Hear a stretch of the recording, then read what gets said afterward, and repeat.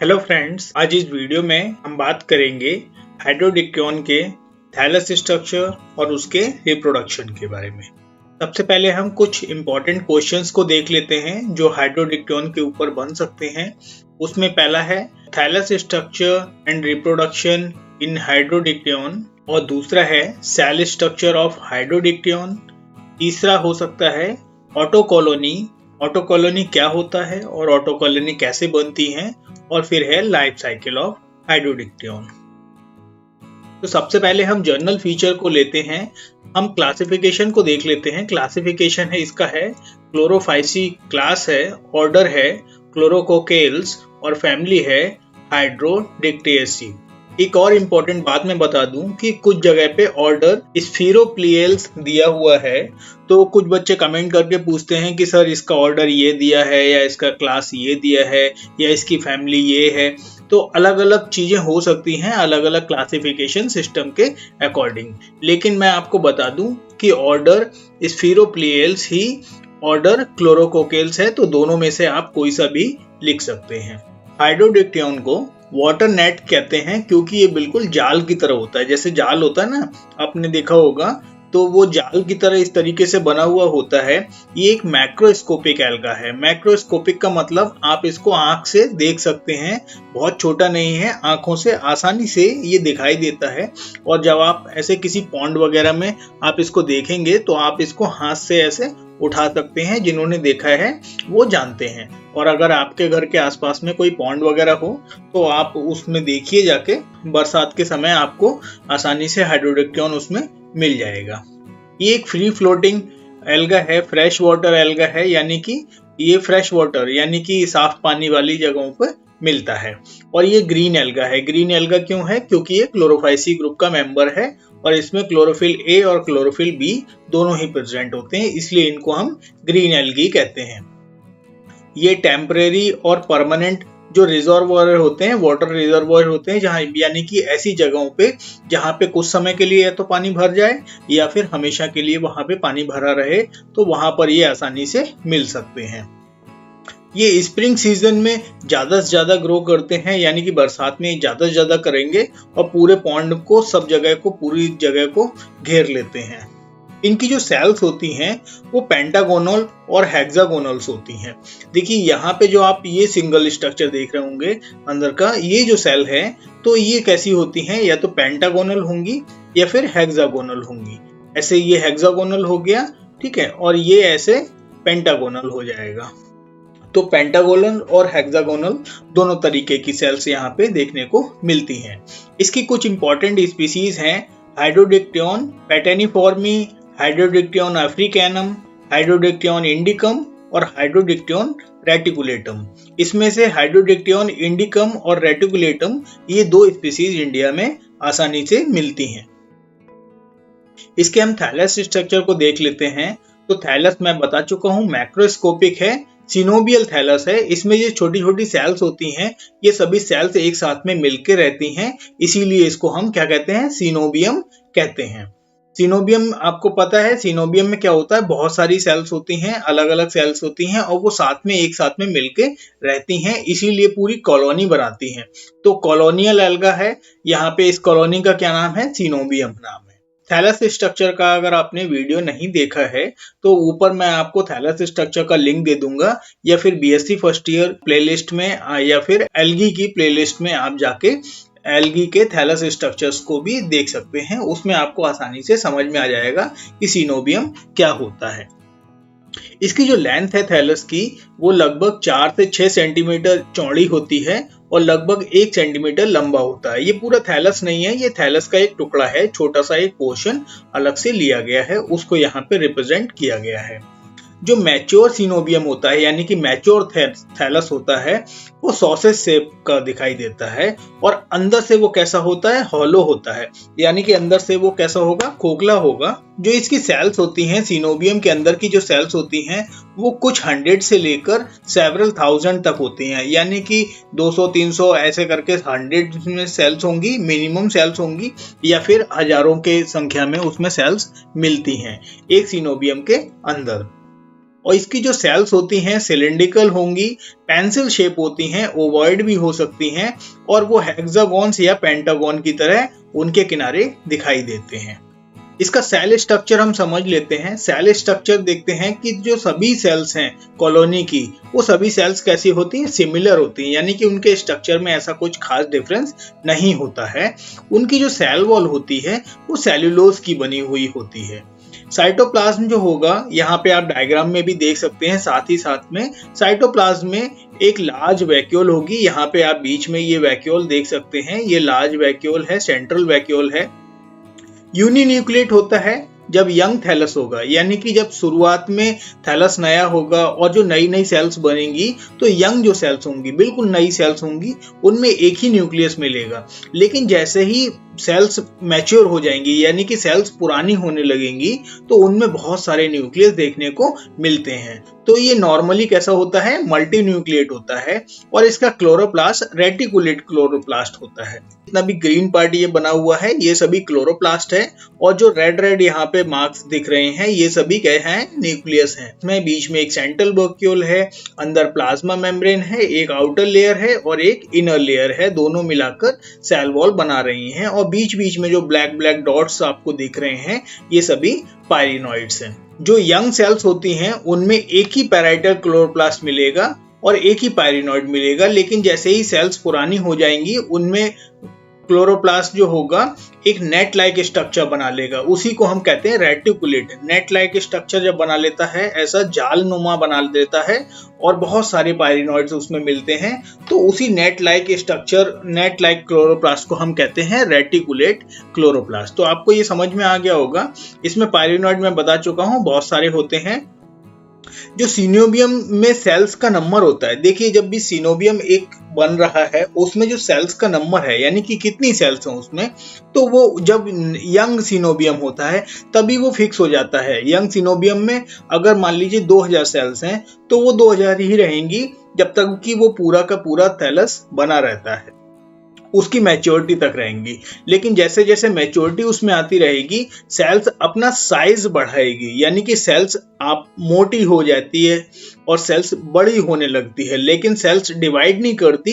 जितनी सेल्स होती हैं उतनी ही फिक्स सेल्स उसमें बनी रहती हैं। जब नया सिनोबियम बनता है तो वो छोटा सा होगा, बिल्कुल छोटा सा होगा, लेकिन जब वो बड़ा होता जाएगा तो सेल्स अपने आप को बढ़ाएंगी, साइज में बढ़ाएंगी, लेकिन सेल्स कभी भी आगे डिवाइड नहीं होंगी। ये इसका इंपॉर्टेंट फीचर होता है, इसीलिए मैंने इसको यहाँ पे इटैलिक से कर दिया है, आपको अच्छे से समझ में आ गया होगा। इसमें हम रिप्रोडक्शन देख लेते हैं। तो रिप्रोडक्शन 3 टाइप का यहाँ पे देखने को मिल रहा है। वेजिटेटिव जो रिप्रोडक्शन है वो फ्रैगमेंटेशन के थ्रू मिलेगा। एसेक्सुअल रिप्रोडक्शन जूस्पोर्स की मदद से होता है और सेक्सुअल रिप्रोडक्शन जो होगा आइसोगैमस होगा। गैमीट्स होंगे, कैसे होंगे, सिमिलर गैमीट्स होंगे, तो उसको हम आइसोगैमस कंडीशन कहते हैं। अब हम सबसे पहले समझते हैं एसेक्सुअल रिप्रोडक्शन को, जो कि जूस्पोर्स की मदद से होता है। देखिए यहाँ पे आपने जितना भी एल्गी में पढ़ा होगा सभी में अलग अलग कुछ ना कुछ फीचर्स होते हैं। यहाँ पर जो फीचर हैं वो बाकी सभी एल्गीज के मुकाबले थोड़े अलग हैं, तो आपको थोड़ा सा यहाँ पे ध्यान देना होगा, तब आपको हाइड्रोडिक्योन सही से समझ में आएगा। देखिए ज्यादा बड़ा टॉपिक नहीं है, छोटा टॉपिक है, लेकिन समझने के लिए बहुत कुछ है यहाँ पे। तो हम धीरे धीरे करके एक एक करके सारी चीजों को बताता जाऊंगा, तो आप उसको एक एक करके आसानी से समझते रहिए। तो इसमें जो जूस्पोर्स होते हैं वो कैसे होते हैं, स्मॉल होते हैं, यूनिन्यूक्लिएट होंगे, यानी कि एक ही न्यूक्लियस होगा उनके अंदर, और बाइफ्लैजिलेट, 2 फ्लैजिला वाले होंगे। ये कंडीशन होती है। जितनी भी सेल्स होती हैं, कोई सी भी सेल, पूरे थैलस में कोई सी भी सेल जूस्पोर का फॉर्मेशन कर सकती है, यानी कि सभी सेल्स में एसेक्सुअल रिप्रोडक्शन मिल सकता है। देखिए जूस्पोर के फॉर्मेशन से पहले क्या होता है कि उसके अंदर का, सेल के अंदर का जो पायरिनॉइड है वो वहां से डिसअपियर हो जाएगा और उसमें जो स्टार्च के ग्रेन्स होंगे वो एक्यूमुलेट कर जाएंगे क्लोरोप्लास्ट के अंदर। क्लोरोप्लास्ट में वो एक्यूमुलेशन उनका हो जाएगा। ठीक है। अब क्या होता है, जो मल्टी न्यूक्लिएट प्रोटोप्लास्ट होता है। देखिए आपको मैं बता चुका हूँ बहुत सारे न्यूक्लियस सेल के अंदर मिलते हैं। तो वो जो प्रोटोप्लास्ट है वो डिवाइड करने लगता है और लगभग 7,000 से लेकर 20,000 तक सेगमेंट्स बनाता है और सभी सेगमेंट में एक न्यूक्लियस मिलेगा। यानी कि एक जो सेल है उसके अंदर जो प्रोटोप्लास्ट है वो डिवाइड करेगा, बहुत ज्यादा डिवाइड कर जाएगा। मान लीजिए सपोज ये सेल है और इसके अंदर प्रोटोप्लास्ट है, तो ये ऐसे ऐसे बहुत डिवाइड कर जाएगा और लगभग 20,000 तक मैक्सिमम ये वहां पर सेगमेंट्स बनाता है, यानी कि टुकड़े छोटे छोटे अंदर बना लेता है और हर एक टुकड़े में एक न्यूक्लियस मिलता है। तो ये हो गया एक इंपॉर्टेंट पार्ट। अब फिर उसके बाद में क्या होता है, एक जो सेगमेंट है, देखिए लगभग 20,000 तक सेगमेंट थे, अब उसमें एक सेगमेंट है वो आगे जाके डेवलप होगा और बाइफ्लैजिलेट जू स्पोर बनाएगा। तो लगभग 20,000 तक वहां पे अंदर जू स्पोर्स उसके अंदर देखने को मिलते हैं। अभी ये देखिए यहाँ पे ये जो है, ये जो थैलस है इसकी एक सेल को मैं यहाँ दिखा रहा हूँ और वो सेल में देखिए बहुत सारे सेगमेंट्स यहाँ पे बन चुके हैं। ये सभी सेगमेंट्स क्या करेंगे, यहाँ पे ये जो सेगमेंट्स हैं इन सभी के अंदर फ्लैजिला डेवलप होने लगेगा और ये जू स्पोर्स का फॉर्मेशन कर देते हैं। लेकिन जब ये डेवलप होने से पहले क्या होता है, ये एक कॉलम यानी कि एक खंबे नुमा संरचना ऐसे बना लेते हैं उस सेल के अंदर, लेकिन ये रहेंगे अभी उस सेल के अंदर ही, सेल के बाहर नहीं निकलेंगे। ठीक है, जब जू स्पोर बन जाएंगे तब भी ये सेल के अंदर रहेंगे और ये बाहर नहीं निकलते हैं। फिर क्या होता है, जो जू स्पोर का जो फ्लैजिला होता है वो यहाँ से फ्लैजिला उसका हट जाता है। फ्लैजिला हट जाने के बाद में क्या होगा, वो एक पेंटागोनल और हेक्सागोनल फैशन में वो सभी सेल्स, सभी फ्लैजिल जू स्पोर्स जो भी जितने भी हैं वो सभी इकट्ठे होने लगते हैं और अंदर ही वो सभी जू स्पोर मिलकर एक सीनोबियम का एक थैलस, छोटा सा थैलस एक बना लेते हैं, जिसको हम कहते हैं डॉटर कॉलोनी, है ना। वो डॉटर कॉलोनी बन जाएगी। इस तरीके के जो यंग सीनोबियम यानी कि नई जो डॉटर कॉलोनी है उसको हम कहते हैं ऑटो कॉलोनी। इसको ऑटो कॉलोनी, देखिए आपने पढ़ा होगा क्लोरोकोकेल्स का एक इंपॉर्टेंट फीचर होता है कि वहां पे ऑटो स्पोर्स मिलते हैं। मैंने आपको क्लोरेला के वीडियो में आपको बताया था कि वहां पे ऑटो स्पोर्स मिलते हैं, इंपॉर्टेंट कैरेक्टर है। तो ऑटो स्पोर्स क्या होते हैं, ऐसे ही हाइड्रोडिक्टियन में क्या होता है, ऑटो कॉलोनी मिलती है, क्योंकि इसमें पूरी ही कॉलोनी, उसमें क्या था, क्योंकि क्लोरेला सिंगल सेल था इसीलिए वहां पे क्या था, ऑटो स्पोर्स मिलते हैं। लेकिन यहाँ पर क्या है, ये कॉलोनियल एल्गा है तो यहाँ पर ऑटो कॉलोनी मिलेगी और वो क्या करे, सेल के अंदर ही मिलेगी। फिर उसके बाद में क्या होता है, इसकी सेल वॉल यहाँ से रप्चर हो जाती है और ये जो कॉलोनी है ये बाहर निकल आती है।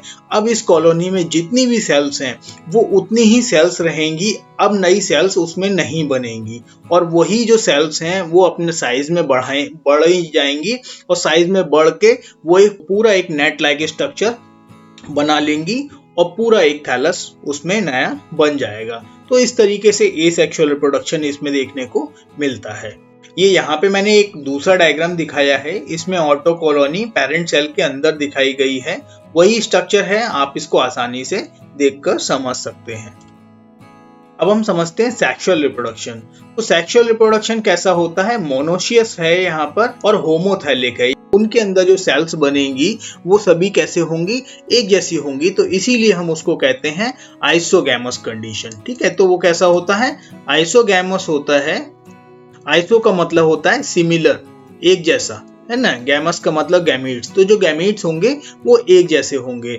लेकिन हाइड्रोडिक्टियन अफ्रीकैनम जो स्पीसीज है उसमें एनाइसोगैमी कंडीशन मिलती है, तो ये यहाँ पे थोड़ा सा अलग है, आप एक्स्ट्रा में इसको याद रख सकते हैं। इसमें जो वेजिटेटिव सेल्स होती है, जो कोई सी भी वेजिटेटिव सेल, सभी सेल्स सेक्सुअल रिप्रोडक्शन में पार्टिसिपेट कर सकती हैं, जैसे कि एसेक्सुअल रिप्रोडक्शन में पार्टिसिपेट करती हैं। तो जो सेल्स होती है उसके अंदर का जो प्रोटोप्लास्ट होगा वो डिवाइड करेगा और लगभग 30,000 से लेकर 1 लाख तक सेगमेंट्स बना लेता है, यानी कि इसके अंदर 1 लाख तक वहां पे टुकड़े बन जाते हैं।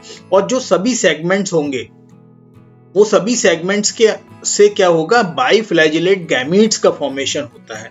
देखिए वहां पर क्या था, वहां पे सेगमेंट्स बन रहे थे और सभी सेगमेंट से क्या बन रहा था, बाइफ्लैजिलेट्स जू स्पोर्स बन रहे थे, लेकिन यहाँ पर क्या होगा, यहाँ पर गैमीट्स का फॉर्मेशन होगा। अब क्योंकि ये ज्यादा संख्या में बन रहे हैं तो ये साइज में ऑटोमेटिकली छोटे हो जाएंगे। तो जो गैमीट्स होते हैं वो जू स्पोर की तुलना में छोटे होते हैं, ये आपको ध्यान देने वाली बात है। अब जो गैमीट्स होंगे वो लिबरेट करेंगे पैरेंट सेल से अलग हो जाएंगे और दो गैमीट आपस में फ्यूज कर जाएंगे और उनकी जो वॉल है वो एक थिक वॉल बन जाएगी बाहर की तरफ। यहाँ पर देखिए आप, ये दो गैमीट्स हैं और आपस में फ्यूज कर रहे हैं और उसके बाद में एक जाइगोस्पोर का फॉर्मेशन होता है। जाइगोस्पोर कह सकते हैं आप, इसको जाइगोट भी कह सकते हैं। ये डिप्लॉयड स्ट्रक्चर है। ये अभी तक हैप्लॉयड स्ट्रक्चर था और ये यहाँ पर डिप्लॉयड स्ट्रक्चर बन गया। अब जो जाइगोस्पोर बन गया वो पूरी विंटर की कंडीशन में, सर्दियों में पूरे में वो डोरमेंट स्टेज में रहेगा, यानी कि वो ऐसा ही पड़ा रहेगा, उसमें कोई चेंजेस नहीं आएगा। लेकिन जैसे ही स्प्रिंग कंडीशन, बरसात की कंडीशन आएगी, बरसात आएगी और वो वहां से क्या होगा, उसमें जाइगोस्पोर में मियोसिस मिलेगा, यानी कि रिडक्शन डिवीजन मिलेगा और उसके बाद में 4 न्यूक्लियाई उससे फॉर्म्ड होंगे। कुछ केसेस में 8 तक न्यूक्लियाई उसमें बनते हैं।